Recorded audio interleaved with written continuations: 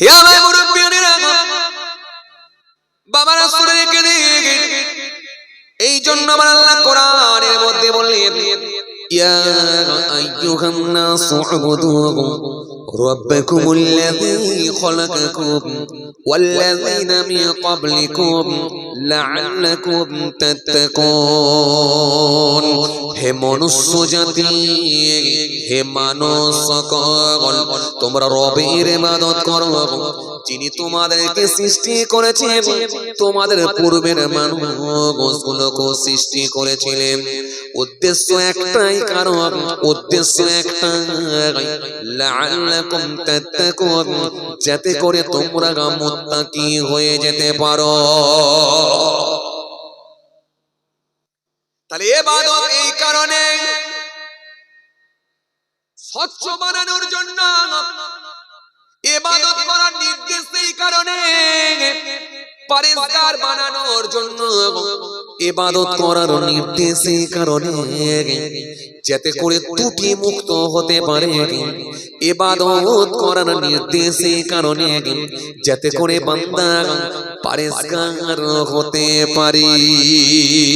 কেন পরিষ্কার লোকটা কি আমার আল্লাহ বড় পছন্দ করে।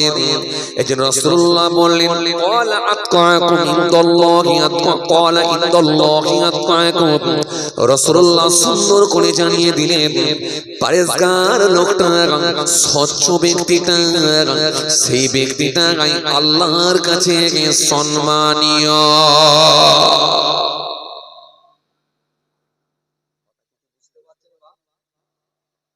আপনি ইবাদত করে যত বেশি ভয় ভীতি ঢোকাতে পারবেন, তত আল্লাহর কাছে প্রিয় বান্দা হতে পারবে। যত বেশি ভয় ভীতি ঢোকাতে পারবে, আর আল্লাহ দেখতে চাই বান্দার ভেতরে আমার ভয় কতটা। ওই অভিনয় করা মানুষগুলোকে আল্লাহ পছন্দ করে। কিছু লোক আছে দেখবেন সারা বছর নামাজ পড়ে না, শবে বরাতের রাতে কিন্তু মিস দেয় না। আছে না? কথা বলে না। কিছু যুবক ছেলে আছে না? নাই একটু হ্যাঁ না কিছু বলে, আছে না? নাই। সারা বছর নামাজ পড়ে না, কিন্তু শবে বরাতের রাতে মিস দেয় না। কিছু মানুষ আছে দেখবেন, জি কিছু লোক আছে দেখবেন, এগুলো সারা বছর নামাজ রোজা না করলেও কিন্তু মনে রাখবেন, জি মুহররমের রোজা মিস দেয় না। ফরজ রোজা করে না, কিন্তু মুহররমের রোজা মিস দেয় না। এগুলো কিছু মানুষ আছে দেখবেন। কিন্তু মনে রাখবেন, আপনার ইবাদত করার পরে আল্লাহ পাক দেখে নিতে চায় যে বান্দা কতটা স্বচ্ছ হতে পেরেছে। আর স্বচ্ছ ব্যক্তি যদি না হতে পারেন, আমার আল্লাহর কাছে কিন্তু আপনি প্রিয় বান্দা হতে পারবেন না। স্বচ্ছ ব্যক্তি যদি আপনাকে অত্যায়, মিথ্যা থেকে আপনাকে বাঁচতে হবে, সুদ থেকে আপনাকে বাঁচতে হবে, ঘুষ থেকে আপনাকে বাঁচতে হবে, পরচর্চা থেকে আপনাকে বাঁচতে হবে, আমানতের খেয়ানতকারী থেকে খেয়ানত থেকে বাঁচতে হবে, মেরে নেওয়া থেকে বাঁচতে হবে, হিংসা থেকে আপনাকে বাঁচতে হবে, গীবত থেকে বাঁচতে হবে, পরচর্চা থেকে বাঁচতে হবে, জমির আল কেটে বানানো থেকে আপনাকে বাঁচতে হবে। এক কথায় সমস্ত অন্যায় কাজগুলো থেকে বিরত যখন থাকবেন, তখনই মহান আল্লাহর কাছে আপনি স্বচ্ছ হয়ে যাবেন। আর যদি অন্যায় কাজের সঙ্গে যুক্ত থাকেন, মহান আল্লাহর কাছে কখনো আপনি স্বচ্ছ হতে পারবেন না। কেননা আমার আল্লাহ দেখতে চায় বান্দার ভেতরে আমার ভয় ভীতি কতটা ঢুকেছে, আমার ভয় ভীতি ঢুকে যাওয়ার কারণে কতটা সে অন্যায় মুক্ত হতে পেরেছি। আর যত বেশি অন্যায় মুক্ত হতে পারবে, তত বেশি আল্লাহর কাছে আপনি স্বচ্ছ হয়ে যাবেন। যত বেশি অন্যায় মুক্ত আপনি হতে পারবেন, তত বেশি আল্লাহর কাছে স্বচ্ছ হয়ে যাবে। আর অন্যায় কাজের সাথে সাথে যদি ইবাদত চালিয়ে যান, তখন মালিক জানে এর ভিতরে আমার ভয় ভীতি ঢুকে না। তাই তো রাতের বেলা নামাজ পড়ছি, আবার জমির আল কেটে জমি বাড়িয়ে দিচ্ছে। তাই তো নামাজও পড়ছে, আবার লোকের জমি বর্গা করে খাচ্ছে। তার মানে এর ভেতরে এখনো আমার ভয় ভীতি ঢোকে না। আর এই ভয় ভীতি না ঢুকলে আপনি কিন্তু স্বচ্ছ ব্যক্তি আল্লাহর কাছে হতে পারবেন না। আর স্বচ্ছ ব্যক্তি যদি না হতে পারেন, তাহলে আল্লাহর কাছে কিন্তু আপনি প্রিয় বান্দা হতে পারলেন না, সম্মানীয় ব্যক্তি হতে পারলেন না। কথাটা কি বুঝতে পারলেন? হ্যাঁ, কিন্তু আমি হিসাব করে দেখেছি কিছু এমন গুনাহ আছে যেগুলো সবার মধ্যে পাওয়া যায়। যেমন খুব ভালো করে বুঝুন, খুব ভালো করে বুঝুন, সুদ কিন্তু সবাই খায় না। আপনি অনেক আলেম ওলামাদের কাছ থেকে খবর নিয়ে দেখেন, এরা সুদ খায় না।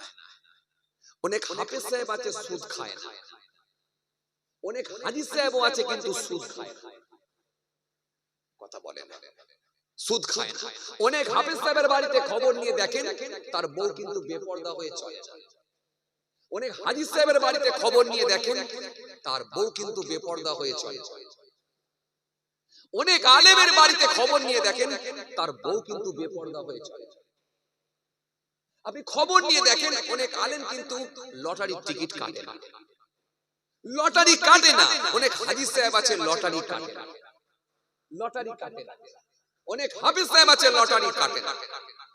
কিন্তু কিছু এমন কমন গুনাহ আছে যে গুনাহ থেকে কিন্তু কেউ নিষ্কৃতি পায় না, যার ভেতরে এক নম্বরে আমি বলতেই পারি সেটা হলো ওয়াহমিকা, অহংকার।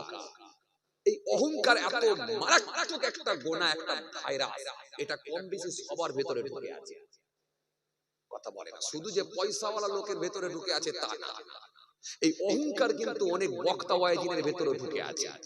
এই অহংকার কিন্তু অনেক হুজুরের ভেতরে ঢুকে আছে।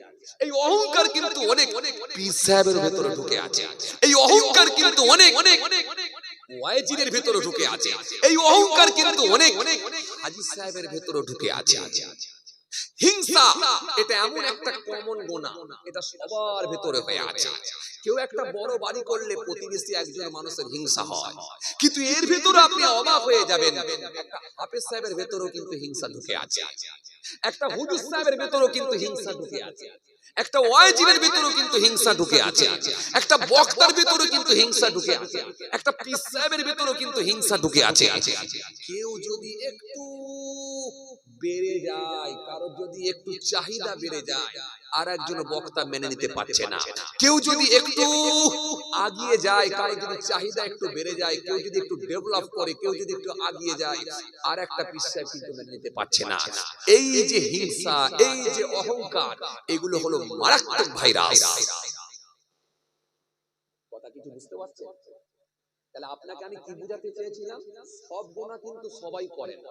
যেমন সুদ কিন্তু সবাই খায় না, মদ কিন্তু সবাই খায় না, ঘুষ কিন্তু সবাই নেয় না, বাড়িতে বেপরদা করে বউকে ঘোরাচ্ছে এমন কিন্তু সবাই করে না। তাহলে সব গুনাহ কিন্তু সবাই করে না, কিন্তু এমন কিছু গুনাহ আছে কম বেশি প্রত্যেকের ভেতরে ঢুকে আছে, যেগুলো এক নম্বরে বলতে পারা যায় অহংকার। মারাত্মক অহংকার। এটা পয়সা বেশি থাকলে পয়সার অহংকার, তাকাব্বুর অহংকার, এত মারাত্মক জিনিস আপনি জানেন না। বিন্দু মাত্র অহংকার যদি ভিতরে ঢুকে যায়, লোকটা জান্নাত পাবে না। কি আপনি বলছেন নামাজ রোজা করে আপনি জান্নাতে যাবে?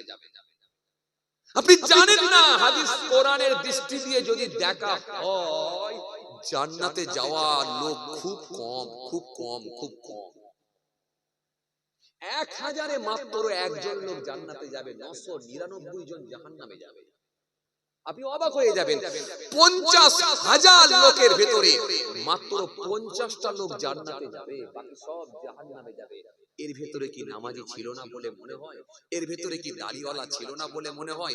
এর ভেতরে কি টুপিওয়ালা ছিল না বলে মনে হয়?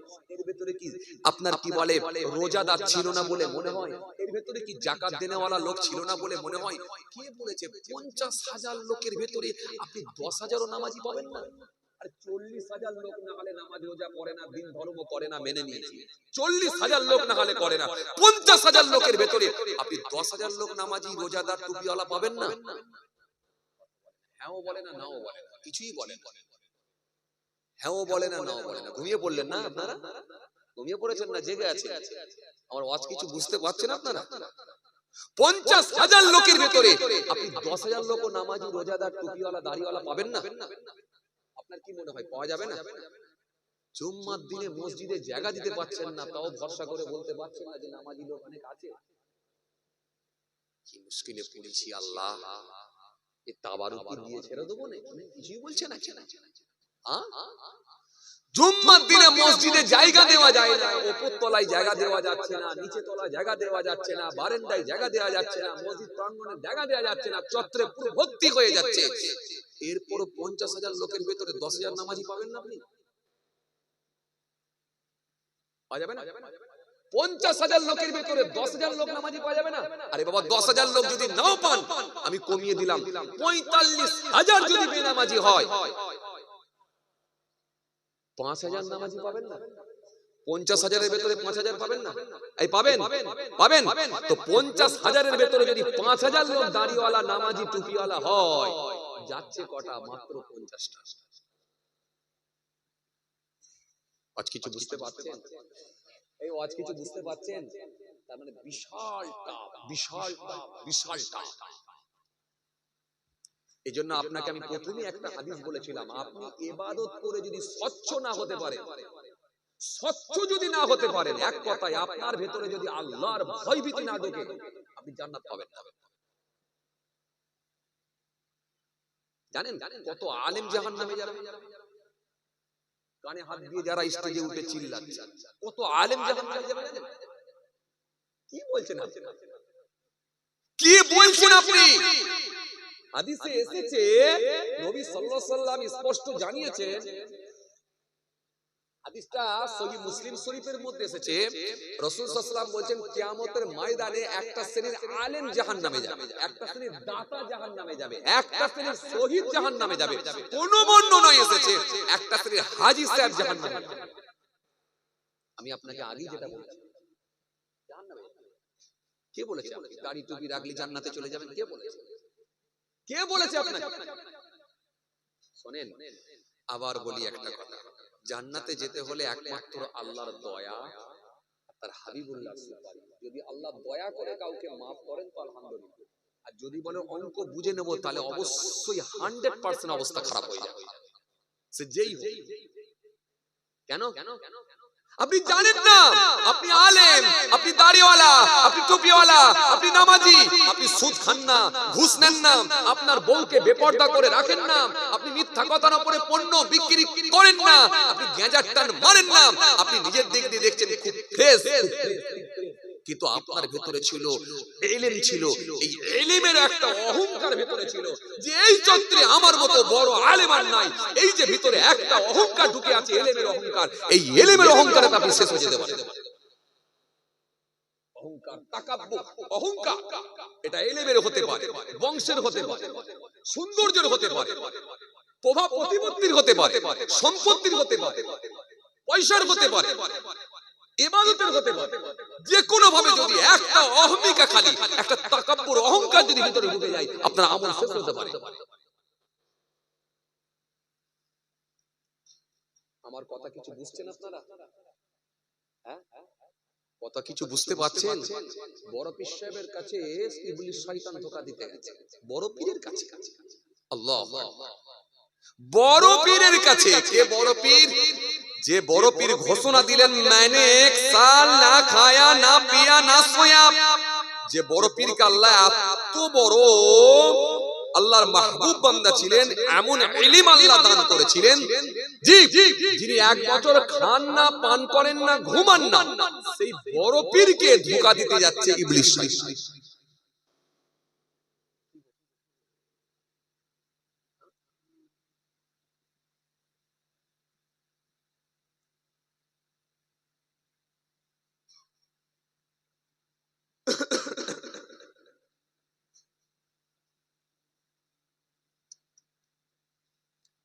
যে কোনো জলসা আপনাদের মন মতো করতে হলে যখন আসবো তখন বলতে হবে, এই মাঝ রাস্তায় বললে হবে। আমি তো যাচ্ছি চাংজানার দিকে, এখন যদি বলে গাড়ি ঘুরিয়ে বসিরহাটের দিকে যান, অসুবিধা হবে না? আমি তো গাড়ি চালাচ্ছি চাংজানার দিকে, এখন যদি বলেন হুজুর এইখান থেকে গাড়ি ঘুরিয়ে নিয়ে বসিরহাটে যান, তাহলে আমাকে আবার অনেকটা ঘুরে আসতে হবে। আমি দেগঙ্গায় যখন ঢুকলাম তখনই বলে দিতে পারতাম হুজুর সোজা বেরিয়ে যান, বসিরহাটে পৌঁছে যাবে।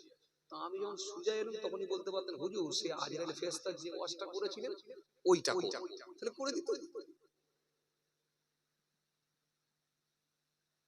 যাক এই ভাইরা আমার ক্যাসেটে ওয়াজ শুনেছো তো, সেই ওয়াজটা শুনে একটা আবদার ছিল আর কি, যে এই ওয়াজটা করলে হুজুর ভালো হয়। আজরাইল ফেরেশতার চারটে মাথার চারটে কাজ কি কি, এই যে আমি একটা ওয়াজ করেছিলাম, ক্যাসেটে বেরিয়েও গেছে ওটা, যদিও আপনাদের অনেকে শোনাও আছে। আর সালাম কে কাকে আগে দেবে, বড়রা ছোটরা, এই আমি ক্যাসেটে করেও দিয়েছি অবশ্য, কয়েক বছর আগেকারের ওয়াজ, এটা আবার অনেকে শোনাও আছে। যাই হোক একটা আবদার করেছিল আর কি, অন্য কিছু নয়। তো যাই হোক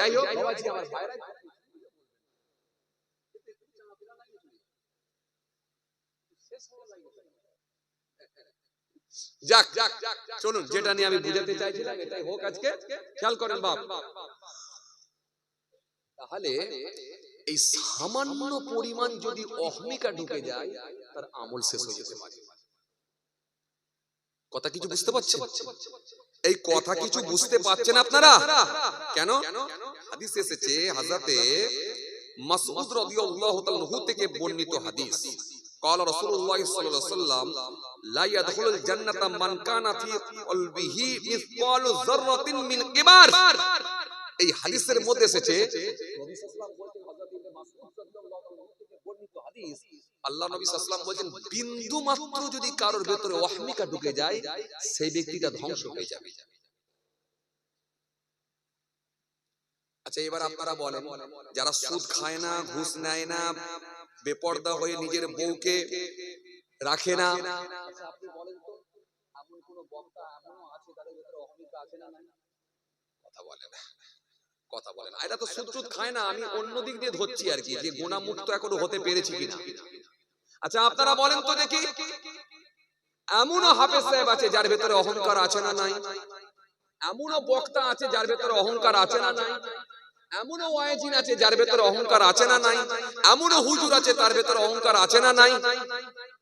তাহলে এই হাদিস থেকে প্রমাণ হলো বিন্দু মাত্র যদি অহংকার ভেতরে ঢুকে থাকে, নবী সাল্লাল্লাহু আলাইহি ওয়াসাল্লাম বলেন সে ধ্বংস হবে, সে জান্নাতে যেতে পারবে না। সামান্য পরিমাণ অহংকার যদি ভিতরে ঢুকে থাকে সেই মানুষটা জান্নাতে যেতে পারবে। কিসের অহংকার? এই সামান্য পরিমাণ অহংকার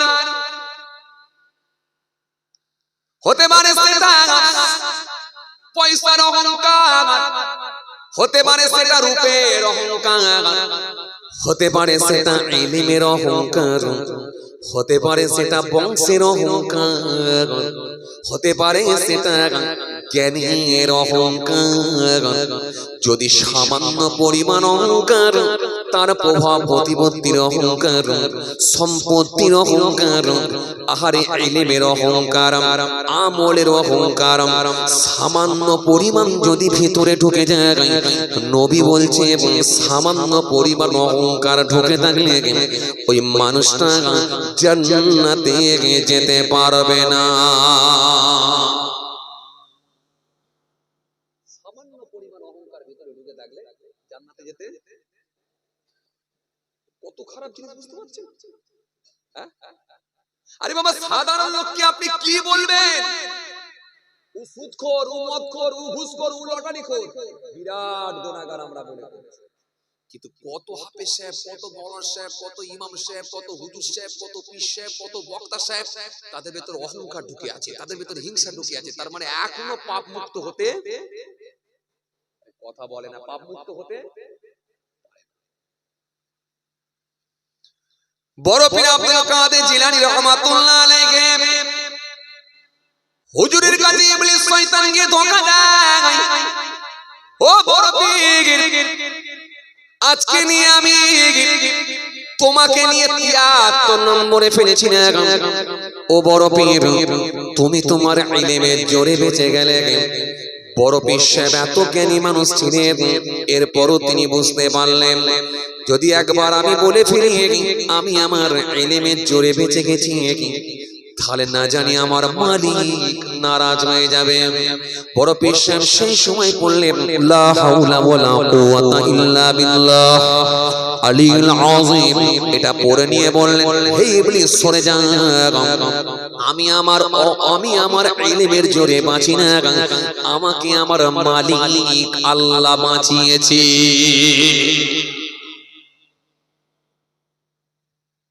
আমাদের সমাজে কত হুজুর আছে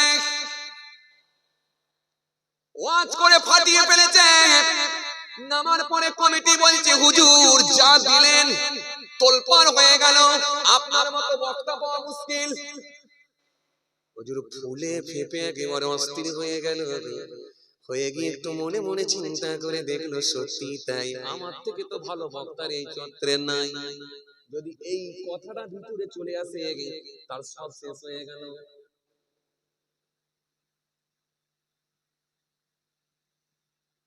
এই জন্য মনের ভেতরে যখনই কোনো অহংকার আসবে, পয়সার অহংকার হতে পারে, সম্পত্তির অহংকার হতে পারে, ব্যবসা ভালো চলে সেই অহংকার হতে পারে, দেখতে সুন্দর রূপের অহংকার হতে পারে, এলেম আপনি বেশি আছে এলেমের অহংকার হতে পারে, রাতের অন্ধকারে বেশি ইবাদত করে ইবাদতের অহংকার হতে পারে।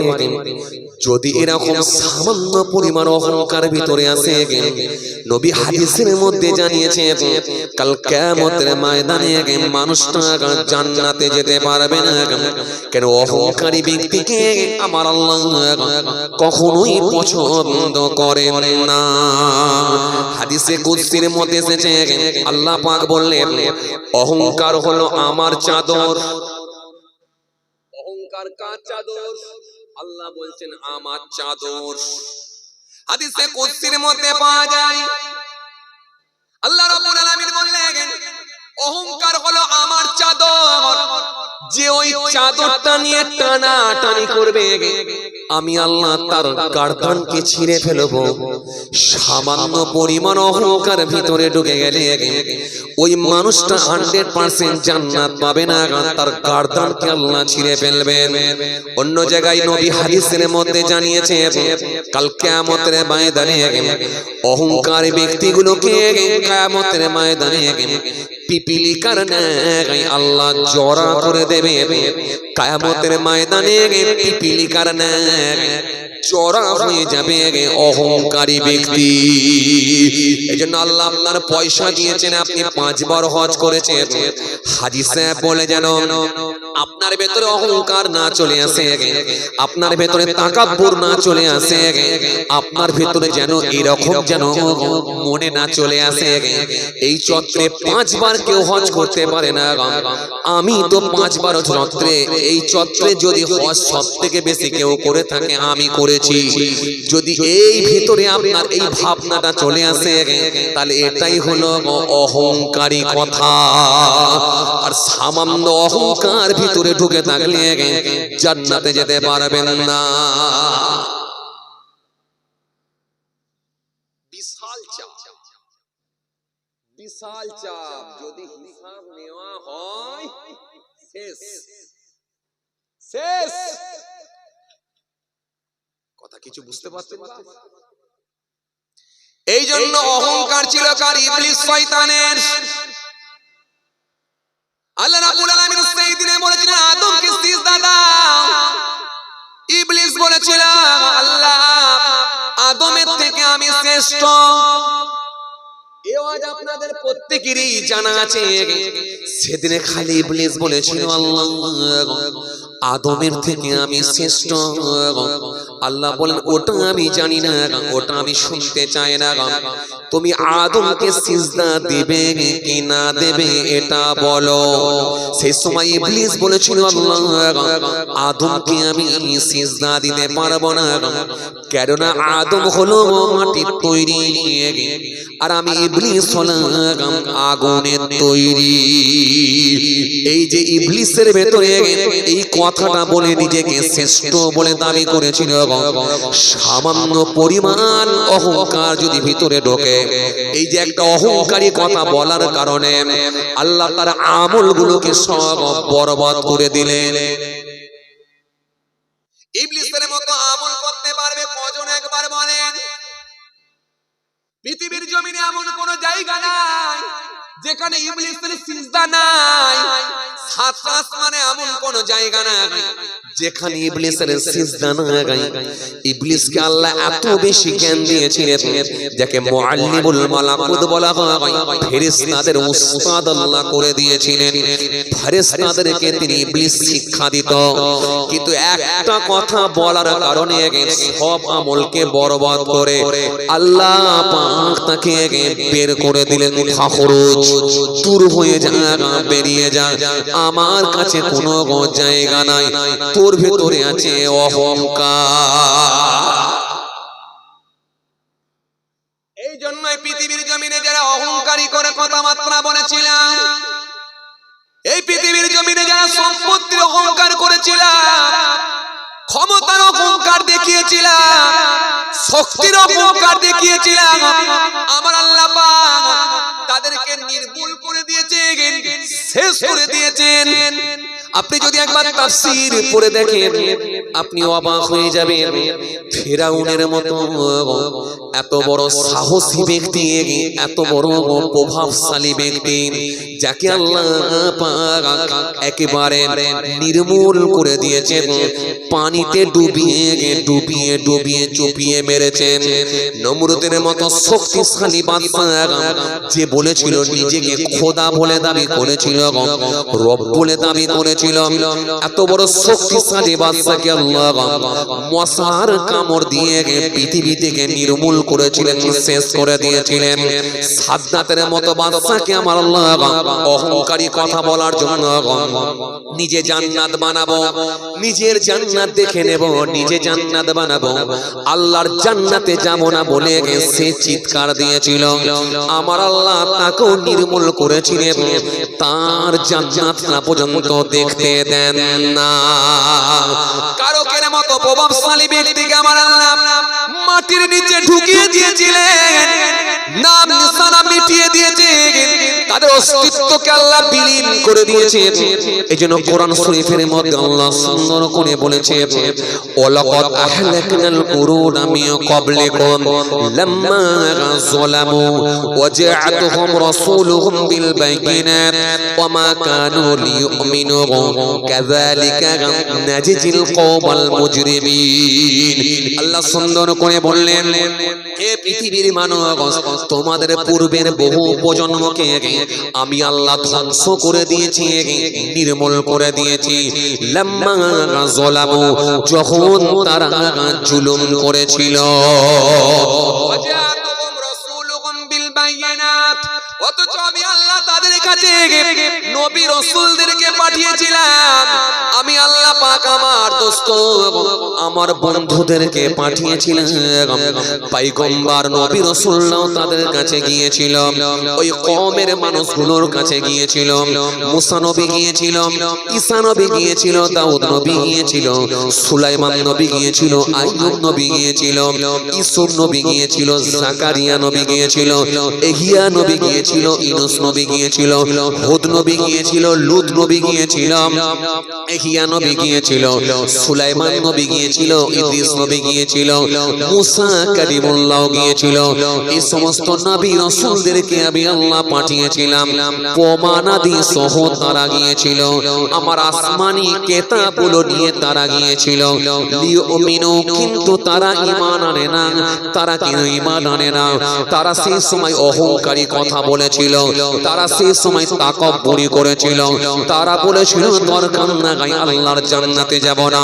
কেউ বলেছিল আমার থেকে বড় পাওয়ারফুল ব্যক্তির হতে পারে না।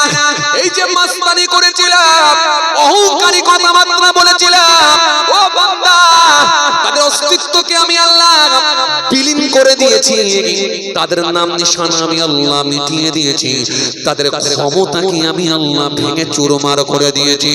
তোমরা কি একবার আমার কোরআনের তাফসীরে পড়ে দেখো না?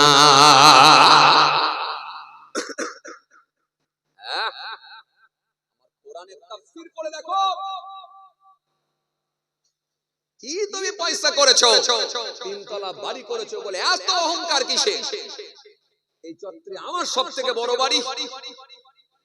কি তুমি রূপের অহংকার করছো? একটু চকচকে চেহারা বলে, ডিজাইনের চুল বেড়েছে বলে বিশাল হেলে দুলে হাঁটছো কিসে? তোমার থেকে সুন্দর চেহারার ব্যক্তিগুলোকে পোকার খাবার বানিয়ে দিয়েছি, মাটির তলায় ঢুকিয়ে। কথা বলছেন না কেন? কথাবার্তা বলেননি কেন? তোমার থেকে সুন্দর চেহারার ব্যক্তিগুলোকে মাটির নিচে ঢুকিয়ে পোকার খাবার বানিয়ে দিয়েছি। কে তুমি ভাবছো? আমি আল্লাহ সুন্দর চেহারা দেখি না, রূপ দেখি না, পয়সা দেখি না। আমি আল্লাহ তার সম্পত্তি দেখি না, দেখি একমাত্র ইন্নাল্লাহ লা ইয়ানজুরু ইলা সুআরিকুম ওয়া আমওয়ালিকুম ওয়ালাকিন ইয়ানজুরু ইলা কুলুবিকুম ওয়া আমালিকুম।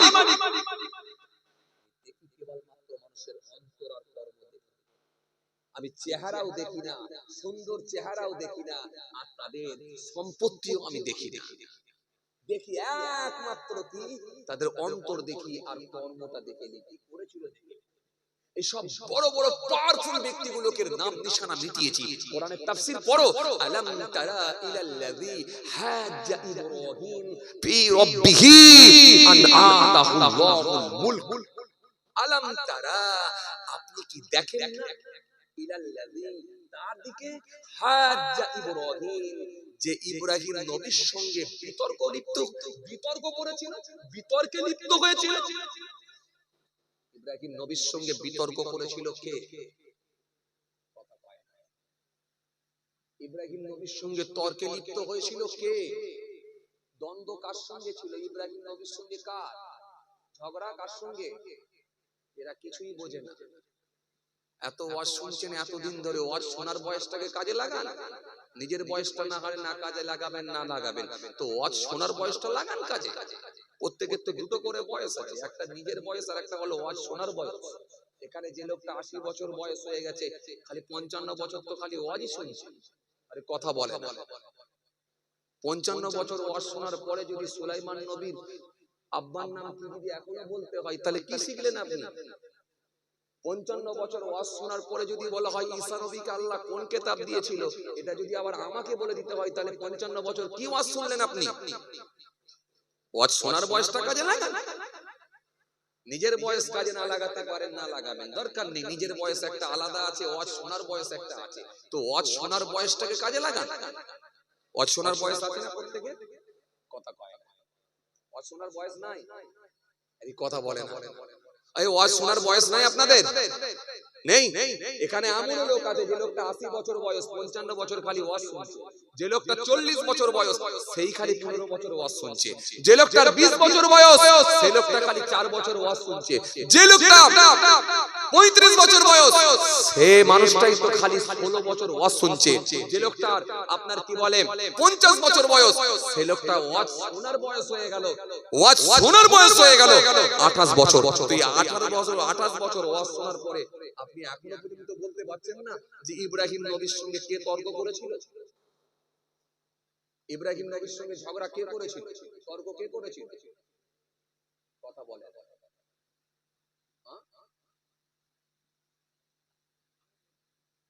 কেন? বললে অসুবিধা কি? টাকা পয়সা কেউ চাইবে না?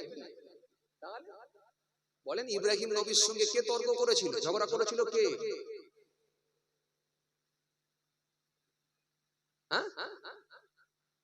কি ব্যাপার, দেবঙ্গার লোক সব ভুলে যাচ্ছে কেন? ইব্রাহিম নবীর সঙ্গে কে তর্ক করেছিল? মুসা নবীর সঙ্গে কে ঝগড়া করেছিল, কে তর্ক করেছিল? আল্লাহ, এরম হয়ে যাচ্ছে কেন? সব ভুলে যাচ্ছে কেন? আল্লাহু আকবার, সব ভুলে যায় কেন এরা? আল্লাহ, তার মানে বুঝতে পারি আপনারা ঘুমিয়ে ঘুমিয়ে ওয়াজ শোনেন, জেগে জেগে ওয়াজ শোনেন না। ব্যবসা যখন করেন ঘুমিয়ে ঘুমিয়ে করেন, কথা বলে। ব্যবসা যখন করেন ঘুমিয়ে ঘুমিয়ে করেন। রাত 4:30টার সময় যখন চায়ের দোকানটা খোলেন কি করেন? চায়ের দোকান খুলে ঘুমিয়ে পড়েন নাকি না জেগে থাকেন খরিদ্দারের দিকে আসছে না যাচ্ছে? একবার দেখবেন দেখিনি, রাত 4:30টার সময় চায়ের দোকানটা খুলে দিয়ে চেয়ারে বসে ঘুমাবেন দেখিনি? একটা খরিদ্দার যদি হয় পরের জলসায় আমাকে বলবেন। কথা বলে। চেয়ারে বসে যদি ঘুমিয়ে যান, একটা খরিদ্দার আসবে না আপনার। খরিদ্দার দূর থেকে দেখবে আর বলবে এই ব্যবসা করতে এসেছে না ঘুমোতে এসেছে? কথা বলে না। এই কথা বলছেন না কেন? বলবে এই ব্যবসা করতে এসেছে না ঘুমোতে এসেছে? বলবে কি বলবে না? হ্যাঁ, বলবে কি বলবে না? বলবে। তো আপনি যদি এখানে বসে বসে যদি ঘুমিয়ে পড়েন, আল্লাহর পাকে তো ফেরেশতা বলতেই পারে, আল্লাহ এই নেকি নিতে এসেছে না ঘুমোতে এসেছে? এটাও তো হতে পারে। যদি আমার আল্লাহকে বলে, আল্লাহ নেকি লিখবো কি করে, ও নেকি নিতে এসেছে না ঘুমোতে এসেছে, কি হবে? আপনি তো এখানে একটা ব্যবসা করতে এসেছেন, এই ব্যবসাটা পরকালের ব্যবসা, ইহকালের ব্যবসা নয়। হয়তো আপনার পকেটে পয়সা ঢুকছে না বলে আপনি ভাবছেন যে ব্যবসা আবার কি করে হবে। আরে বাবা, সব তো ওই পয়সা দেখলে হয় না, এটা পরকালের ব্যবসা চলছে। এখানে হয়তো আপনি মালকুড়ি পাবেন না, ইনকাম করতে পারবেন না ঠিকই, কিন্তু এখানে আপনি নেকি কামাতে এসেছেন, এটাও ঠিকই। চলেন আপনার কথাই একটু উত্তর দেন, একেবারে যেন এরকম ঝিম মারা হয়ে বসে আছেন কেন? একটু চোখে মুখে একটু সম্পর্ক তৈরি হয়ে আছে, একটু কথাবার্তা বলেন। তো ফেরাউনের সঙ্গে ঝগড়া হয়েছিল মুসা কালিমুল্লাহ। মুসা ইসলামের সঙ্গে ঝগড়া করেছিল কে? ফেরাউন। আর ইব্রাহিম নবীর সঙ্গে ঝগড়া করেছিল কে? কথা বলেন, জোরে বলেন, জোরে বলেন। বিপদে পড়েছি আল্লাহ, কে?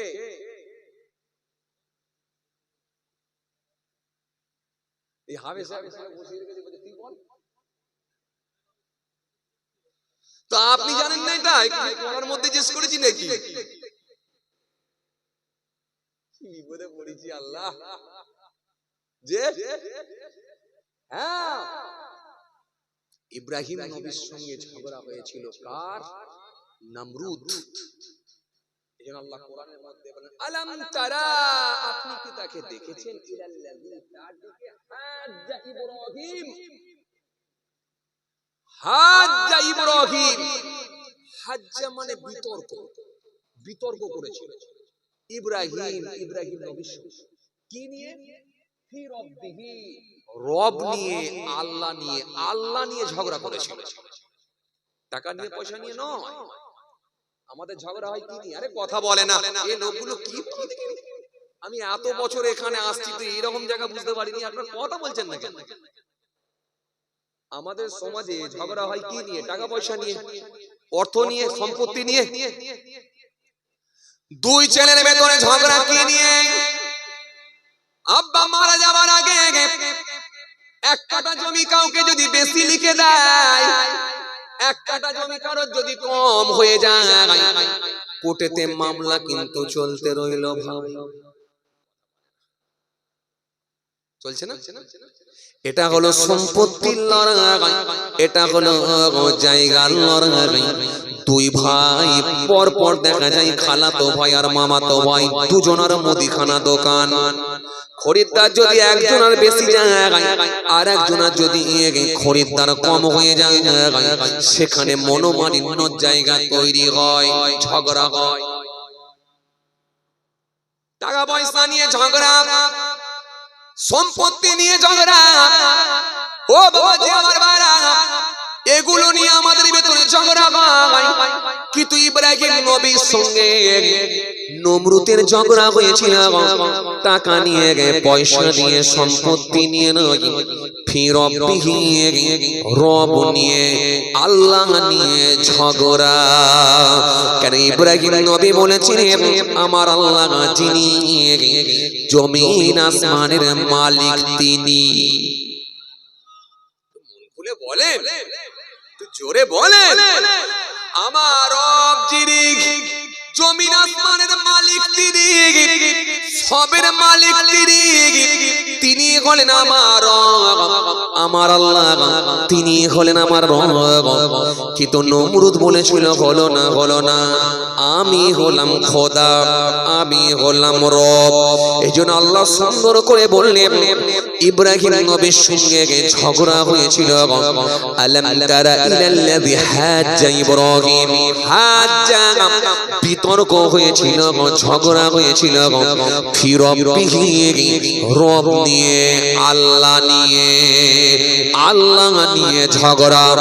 নমরুদ বলেছিল আমি আল্লাহ, আর ইব্রাহিম নবী বললেন, হলো না, আমার আল্লাহ যিনি সবের মালিক, তিনি।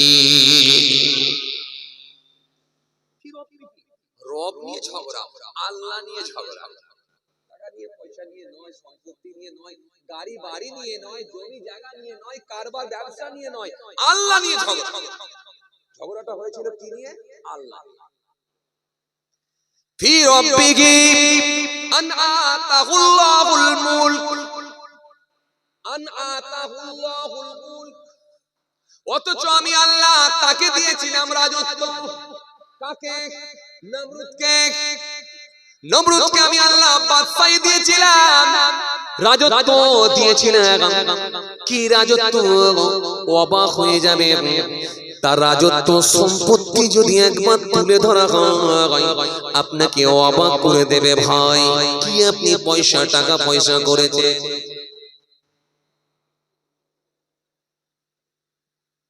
আমি আল্লাহ তাকে দিয়েছিলাম সম্পত্তি। এই নমরুদ কে ছিলাম? আপনাদের জানা আছে নমরুদ কে ছিলাম? নমরুদের ভাষা ছিল আরবি।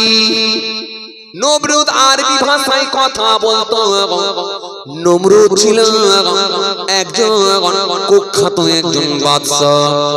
তৎকালীন সময় বাবাজি আমার ভাইরা, চারজন বড় বড় বড় বড় বাদশা ছিলেন। তার ভেতরে দুইজন মুসলমান আর দুইজন ছিলেন গায়ের কম অমুসলিম। তার মধ্যে একজন হলো নমরুদ। তৎকালীন সময়ে চারজন বড় বড় বাদশা ছিলেন। একজনের নাম হলো কি? নমরুদ। আর একজনের নাম হলো বাখতেনাসর। এই দুজন ছিল গায়ের কাম, আর দুইজন ছিল মুসলমান। মুসলমানদের ভিতরে একজনের নাম হলো জুলকারনাইন, আর একজনের নাম হলো, তিনি আর অন্য কেউ নয়, তিনি হলেন হযরতে দাউদ আসলামের পুত্র হযরতে সুলাইমান আলাইহিস সালাম। সারা বিশ্বের দিকে যদি আপনি তাকিয়ে দেখেন, এত বড় বাদশার আছে না? চারজন বাদশা ছিল যারা গোটা পৃথিবী কভার করেছিল। তার ভিতরে একজন হলো নমরুদ।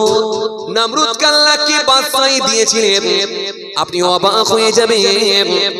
নমরুদ প্রচুর সম্পত্তির মালিক ছিল। এই নমরুদের বাদশাহী নিয়ে আপনি যদি ভাবেন আপনাকে অবাক করে দেবে। এই নমরুদ কে ছিল জানেন? এই নমরুদ তৎকালীন সময়ে তুর্কি, রোম, ভারত, শাম, পৃথিবীর বিভিন্ন দেশ নমরুদ নিজের দখলে করে নিয়েছিল। শুধু তাই নয়, পূর্ব থেকে পশ্চিম প্রান্ত পর্যন্ত দখল করে নিয়েছিল। যার নাম হলো নমরুদ। পূর্ব থেকে পশ্চিম প্রান্ত পর্যন্ত দখল করেছিল, যার নাম হলো নমরুদ। সারা পৃথিবীর বিভিন্ন দেশ থেকে, ভারত থেকে, তুর্কি থেকে, শাম থেকে, রোম থেকে, পৃথিবীর বিভিন্ন দেশ থেকে নমরুদের জন্য করার খাজনা পাঠানো হতো। এই নমরুদ কে ছিল জানেন? তিনি এত বড় একজন প্রভাবশালী বাদশা ছিল, এত বড় একজন দাম্ভিক স্বভাবের মানুষ ছিল, এত বড় একজন অহংকার ব্যক্তি ছিল। জীবনে কোনোদিন তার মাথাটা আকাশের দিকে উত্তোলন করে না। জীবনে কোনোদিন তার মাথাটা আকাশের দিকে তোলে না। কারণ সে জানতে পেরেছিল খোদা রব যিনি আছেন তিনি নাকি আসমানে আছেন। এজন্য আসমানের মালিকের দিকে কোনোদিন মুখ তুলে আমি তাকাবো না। যেদিন একবার আসমানের মালিকের দিকে তাকিয়েছিল সেদিনটাও কিন্তু ছিল বড় কঠিন দিন। সেদিনে নমরুদ কিন্তু তীর নিক্ষেপ করেছিল, তীর ছুঁড়েছিল। ওই একবারই নমরুদ একবারই আসমানের দিকে তাকিয়েছিল যেদিনে তীর ছুঁড়েছিল।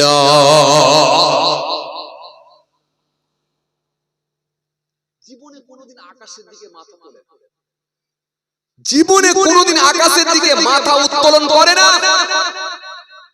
সে বলেছিল এই পৃথিবীর জমিনে আমার থেকে বড় খোদার কেউ না। ইব্রাহিম নবীর সঙ্গে ঝগড়া হয়েছিল রব নিয়ে, খোদা নিয়ে। ইব্রাহিম নবী বলেন, আমার মালিক যিনি সবের মালিক, আসমানেরও মালিক, তোমার রব কোথায় আছে? আসমানে। তো আসমানে যদি তোমার রব থাকে, আমি মেরে দেবো আসমান, মেরে দেবো।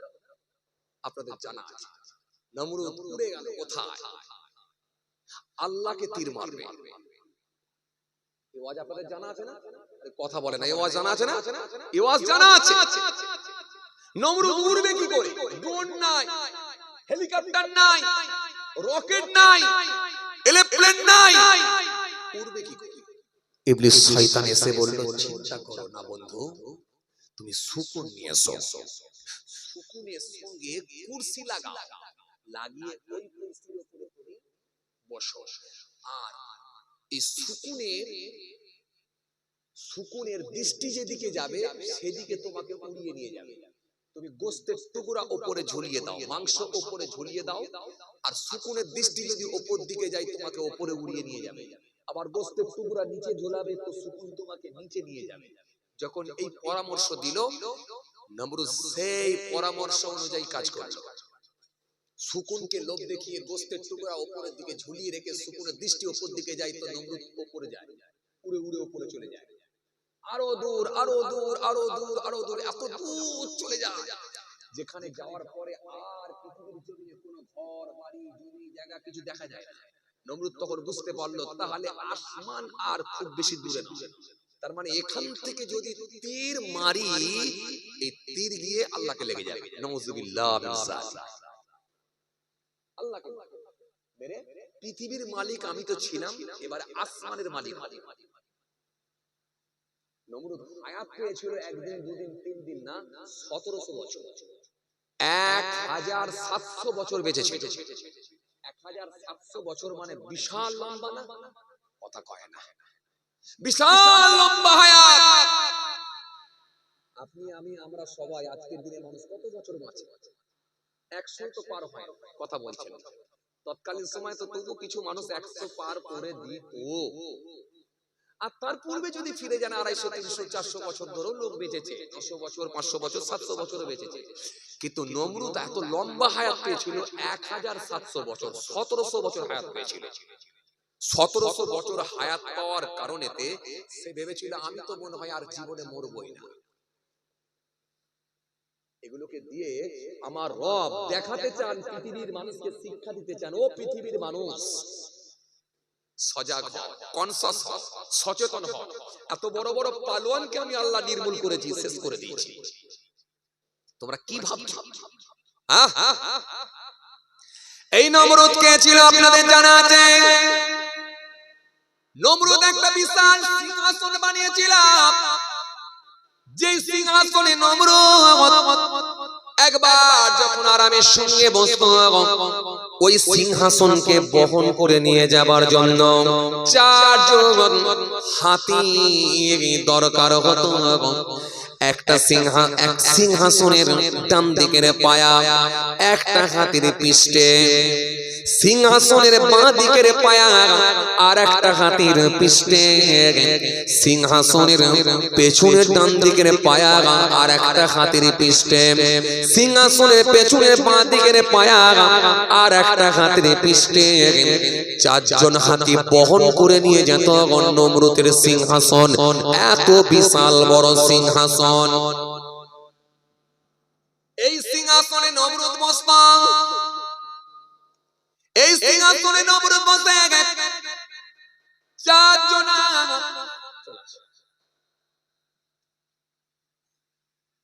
4 জন বহন করে নিয়ে যেত নমরুদের সিংহাসন। নমরুদের সিংহাসন 4 জন বহন করে নিয়ে যেত। যাক মাশাআল্লাহ, আমি ছেড়ে দিলাম, আর আলোচনা করব না। আলহামদুলিল্লাহ, আর আপনাদেরকে কষ্ট দেব না। তবে আপনাকে আমি যেটা বোঝাতে চাইছিলাম, এত বড় বড় মাস্তানগুলোকে আল্লাহ শেষ করে দিলেন, ধ্বংস করে দিলেন, তাদের ক্ষমতাকে আল্লাহ চুরমার করে দিলেন। এজন্য আল্লাহ কোরআনের মধ্যে জানালেন তাকে আমি কি না দিয়েছি, আন আতাহুল্লাহুল মুলক, কি বাদশাহী আমি আল্লাহ দান করেছি। তার সিংহাসনটাকে খালি বহন করে নিয়ে যাওয়ার জন্য 4 হাতি লাগতো। এই সিংহাসনের পায়াতে সব রুম থেকে আনানো সব রেশম দিয়ে বানানো ছিল, আর স্বর্ণ দিয়ে রেশম দিয়ে বানানো তার সিংহাসনের পায়া। সারা পৃথিবীর বিভিন্ন দেশ থেকে তার জন্য কর আর খাজনা। যে সিংহাসন এত বড় বিশাল সিংহাসন, ওই সিংহাসনের নিচে 400 খালি কুরসি পাতা হতো, কুরসি চেয়ার লাগানো।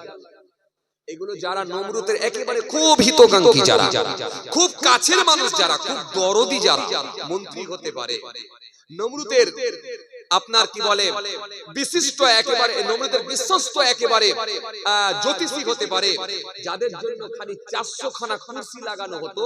এই 400 খানা কুরসি, এত বড় বিশাল সিংহাসন, যার নিচে 400 খানা কুরসি পাতা হতো। কথা কি বুঝে আসছে? এই কথা কিছু বুঝতে পারছেন? এই জন্য নমরুদের রাজত্ব নিয়ে যদি আপনি ভাবেন, আপনাকে অবাক করে দেবে। জি, সেই নমরুদের সঙ্গে ঝগড়া হচ্ছে কার? ইব্রাহিম নবী। কি নিয়ে? রব নিয়ে, আল্লাহ নিয়ে। আল্লাহ নিয়ে ঝগড়া। কি রব্বিহি আন আতাহুল্লাহু মুলকুল।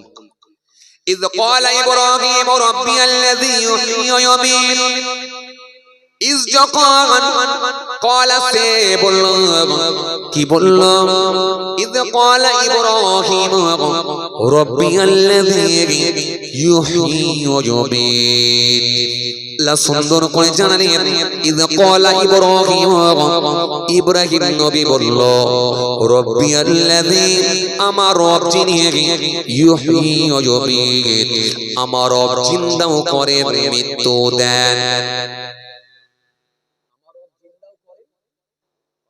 আমার রব জিন্দাও করেন, মৃত্যু দেন। নমরুদ বলল, আমিও জিন্দা করতে পারি, আমিও মৃত্যু দিতে পারি। আরে মৃত্যু দেওয়া, জিন্দা করাটা অসম্ভবের আবার কি আছে? এই তো খুব সহজ ব্যাপার, আমিও পারি। ইব্রাহিম নবী বললেন, সেটা কেমন করে সম্ভব? সেটা কেমন করে সম্ভব? নমরুদ বলল, তাহলে দেখো, দুজন ব্যক্তিকে নমরুদ ডাকলো। একজনকে তরোয়াল দিয়ে 2 টুকরো করে দিল। জাল্লাদকে বলল, জাল্লাদ, একে তরোয়াল দিয়ে 2 খানা করে দাও, নাম নিশানা মুছে দাও, গর্দান আলাদা করে দাও, ঠোঁটটাকে আলাদা করে দাও, একে হত্যা করে দাও। আর একজনকে তুমি ছেড়ে দাও। একজনকে যখন ছেড়ে দেয়া হলো, আর একজনকে জানে বেড়ে দেয়া হলো। নমরুদ সেই সময় বলল, দেখো ইব্রাহিম, আমি ইচ্ছা করলে দুজনকে মেরে দিতে পারতাম, কিন্তু তা না করে একজনকে মারলাম, আর একজনকে ছেড়ে দিলাম। সুতরাং আমি মৃত্যুও দিতে পারি, জ্যান্ত করে দিতে পারি।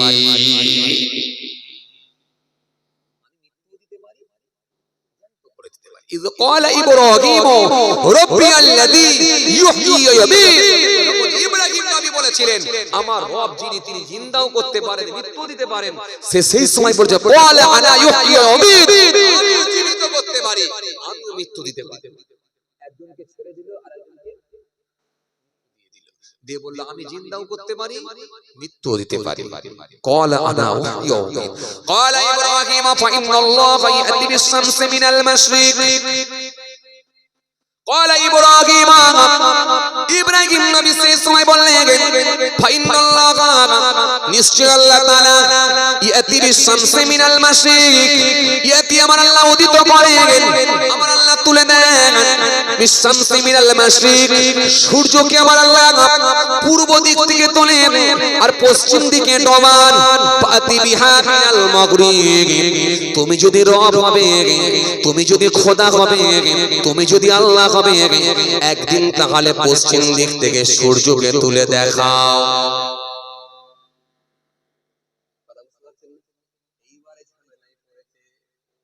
আগে তখন বলেছিল, আমি মৃত্যুও দিতে পারি, আমি জিন্দাও করতে পারি।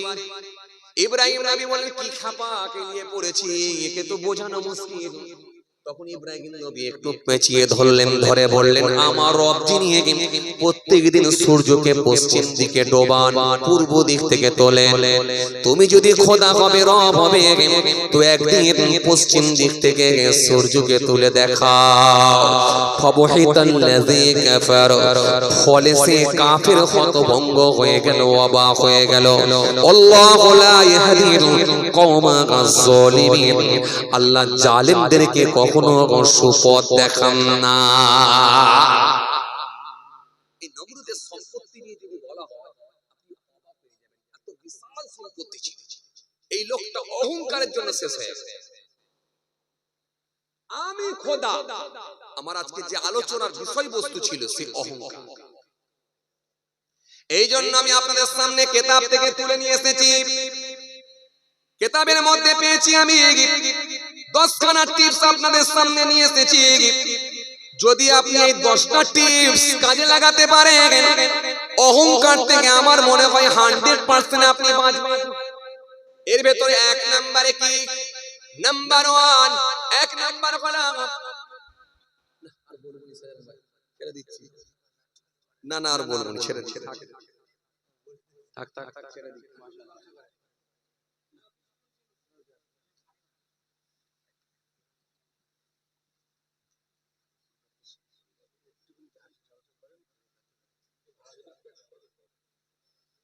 ছেড়ে দিয়ে আপনাদের কষ্ট হয়ে যেত। না থাক, আবার অন্য সময় হবে ইনশাআল্লাহ। মাঝে মাঝে আসি, আবার এই পয়সা সময় লেগে যায়, কালেকশন করতে অনেক টাইম লাগে। ডাক ছেড়ে দিই।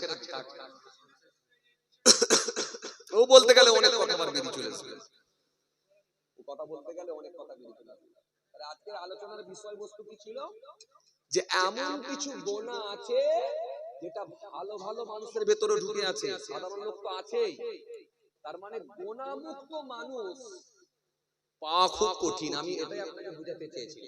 তার ভেতরে একটা পয়েন্ট তৈরি করেছিলাম, সেটা হলো অহংকার, তাকাব্বুর। এই একটা অহংকারকে নিয়ে আজকের আলোচনার বিষয়বস্তু ছিল।